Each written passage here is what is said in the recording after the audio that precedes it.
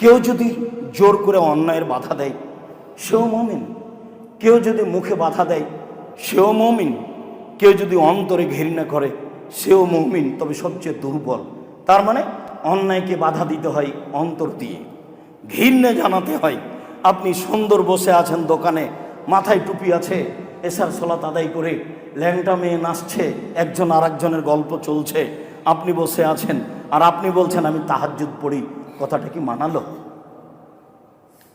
সম্মানিত মসজিদের মুসল্লি, যেই ঘরে ছবি মূর্তি কুকুর থাকে সেই ঘরে ফেরেশতা প্রবেশ করেন না।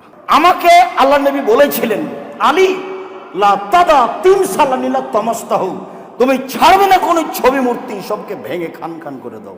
এটা আল্লাহ রাসূলের আদেশ আলীর উপরে। ওয়ালা কাবরান মুসরাফা ইলা সাওয়াইতাহু, ছাড়বে না কোনো সমাজে উঁচু কবর, সবকে ভেঙে সমান করে দাও। ছবি মূর্তি ভেঙে খান খান